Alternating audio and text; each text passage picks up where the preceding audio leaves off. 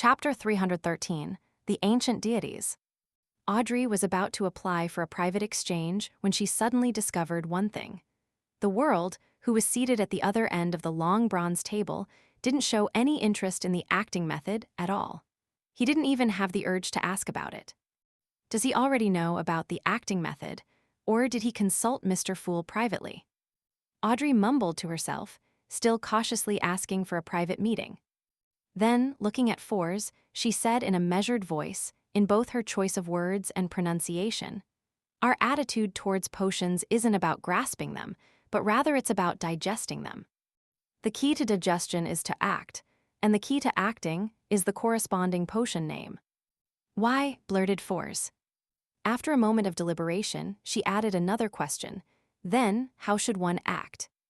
Audrey recalled Mr. Fool's pose and examples, repeating the description of the castle, the guards, the invitation, the disguise, and finally saying, "In short, the goal of acting is to reconcile the body, heart, and soul, bypassing the stubborn resistance of the remnant headstrong psyche of the potion so as to assimilate and digest it." As a fiction writer, Fours had a strong imagination. After Justice was done with her description, she had already sketched out the corresponding scenes in her mind, and she had basically understood what Justice was trying to convey. Is that so? So this is how you eliminate the remnant psyche influence in the potion and reduce the risk of losing control. The more I think about it, the more I feel that this is possible. The bewilderment in her mind gradually lessened, and the feeling of surprise slowly filled her heart. Finally, she asked for confirmation. Was this taught by Mr. Fool? Yes, if not for Mr. Fool, we might have already lost control. Our continued existence is proof of the acting method's effectiveness, Justice praised from the bottom of her heart. Phew. Fours exhaled and felt her future brighten with hope. Could this be the fortuitous encounters described in all kinds of novels? This feels so good. However, I shouldn't be careless. Mr. Fool might be a malicious, evil god with deep secrets. Fours reminded herself. Immediately, she began to think about an even more important question: how to act as an apprentice. Just from the word alone, apprentice means that one's skills are not mature enough in various aspects. Does this mean that one should still accept guidance and focus on studying? One shouldn't flaunt one's superiority and be arrogant, and one has to understand the insignificance of their own strength. Fours quickly let her thoughts wander, and didn't realize that the environment for individual communication had been discontinued. At that moment, the son, Derek, looked around silently, gritted his teeth, and said, "I want to know which 7 gods you are talking about and the general situation regarding them." He couldn't help but ask this question that had been plaguing his mind for a long time. "I know that." Audrey almost failed to react at first, but she quickly figured out what the son was asking and raised her right hand slightly. At the same time, the hanged man and the world also indicated that they could answer. What are they doing? Fours looked on blankly, trying to remember what had just happened. After a moment, she remembered the son's question. She then began ruminating over the implied meaning behind his words. It can't be, he actually doesn't know about the 7 gods. Where did he come from? Fours looked at Mr. Sun, who was just a teenager. In the northern continent, other than insensible children, there wasn't anyone who didn't know of the 7 orthodox deities. Even the poor who struggled to survive, and the tramps were no exception. To them, the occasional free food offered by the cathedrals was so tempting that the workhouse was a flame of despair. People from the southern continent's colonies? However, there's no need for him to ask such a simple question.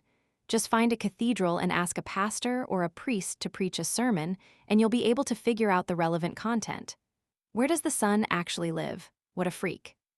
Fours looked from side to side while mumbling to herself, but Miss Justice, Mr. Hanged Man, and Mr. World weren't surprised. At that moment, the fog-immersed Klein saw that there were 3 people eager to answer. He smiled and said, "Mr. Sun, who do you want to trade with? What are you willing to pay?" The son, Derek, pursed his lips and thought for a few seconds. "I'll trade with each of them individually. Only then can I obtain the most comprehensive information." In the harsh environment of the City of Silver, Derek had matured quite a bit from his previous patrols and clearance operations.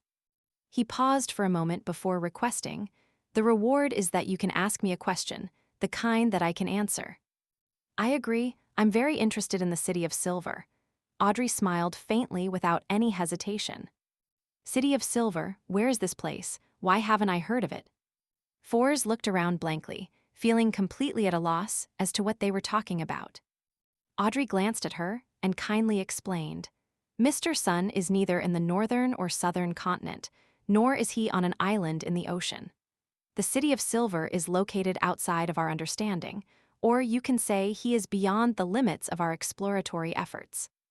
"Are you kidding me?" Fours subconsciously had this thought. However, with that thought, based on the Sun's performance, and the fact that it was impossible that the others were ganging up to cheat her, Fours quickly accepted Audrey's explanation. "This secret gathering is even more incredible than I thought. Mr. Fool is more powerful than I thought." Fours exhaled silently and sighed with emotion. Audrey vaguely read her thoughts, and for a moment she was tempted to flaunt about how the deaths of Vice Admiral Kalangos, Inti's Ambassador Backerland, and the swindler, Lanevis, was a result of the Tarot Club. What a pity. If Fours were to learn of these three things, she would immediately associate Audrey with justice. "I have to keep it a secret."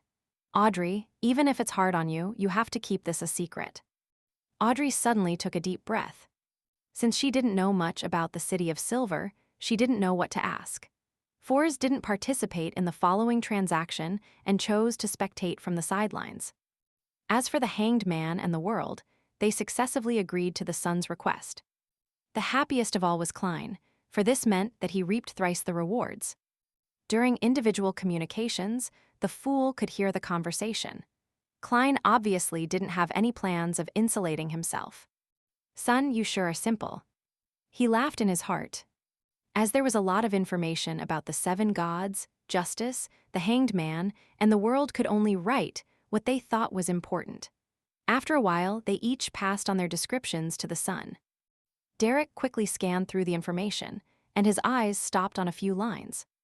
In addition to the Lord who created everything, the oldest gods are the eternal blazing sun, the Lord of storms, the God of knowledge and wisdom. Those churches were the oldest churches.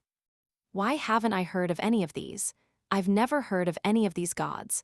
I feel like there's something very important hidden here. Derek knew that each Tarot Club gathering had a time limit, so he hastily ended his review, intending to go back and pray to Mr. Fool for help in awakening his memories. Then, the first one to raise a question was Justice. Due to the serial murder, she was interested in the devil sequence, so she imitated Mr. World and asked the appropriate questions. Derek answered with verve and added something. In the corresponding sequence 7, a beyonder of the abyss pathway can effectively interfere with divination and spirit channeling. A devil's powers sure are terrifying. I wonder if my sequence 7 psychiatrist will result in a qualitative change, or would I need to be sequence 6? Audrey felt a little apprehensive from what she heard. The second question came from the Hanged Man. He seemed to have considered this question for a long time. Looking at the Sun, he opened his mouth and said in a deep voice, "I want to know the creation myth of the City of Silver." The slightly tense Derek relaxed a little and said, "The omnipotent and omniscient God created everything and entered a state of deep slumber. The giant king, Amir, the dragon of imagination, Ankwelt, the elf king, Soniathrim, the vampire ancestor, Lilith, the devil monarch, Farbody, the phoenix ancestor, Gregrace, the mutant king, Kvaster, and the king of demonic wolves, Phlegria split the remnant powers of authority, becoming lords of the sky, land, and ocean. They ruled over reality, the spirit world, and the astral world. They were deities who ruled over various races and were truly deities, the ancient gods." Phlegria. Klein, who was listening, suddenly noticed a familiar word. Whenever he advanced, or when his condition was unstable, or when he came into contact with the remnant influence of the Antigonus family's diary, he would always hear some illusory, incomprehensible raving coming from somewhere. Hornesis, Phlegria, Hornesis, Phlegria, Hornesis, Phlegria. Klein had known for a long time that Hornesis was referring to the mountain range where the ruins of the nation of the Evernight was. but he had never known what the word phlegria meant. And now, for the first time, he heard phlegria coming out of someone else's mouth. King of demonic wolves, an ancient deity. But why was he involved with the Hornisus mountain range? Klein maintained his unperturbed position as he quietly listened to Derek's recount. Some of them perished in the battle among themselves, while others were stripped of their authority after the awakening of the Lord that created everything, the omnipotent and omniscient God. The first part is the creation myth, and the second part is about the City of Silver's true history. Alger wanted to know more, but as the son was unwilling to say more, he could only stop in time and turn his attention to thinking. The king of demonic wolves, Phlegria, had left the stage of history in the second epic, in the dark epic long before the cataclysm. As he pondered, Klein manipulated the world to ask a question. What he had wanted to ask was which sequence allowed a Beyonder to freely switch between the body and the spirit, just as Miss Sharon did. If the son wasn't aware of the answer, he could consider something else. But now he had something more important to know about, so he hoarsely said, "Everything about the king of demonic wolves, Phlegria."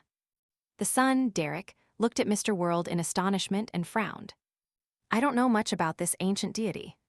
He's also known as the Annihilation Demonic Wolf and the Evernight Demonic Wolf. Evernight Demonic Wolf, Evernight, Klein slightly narrowed his eyes.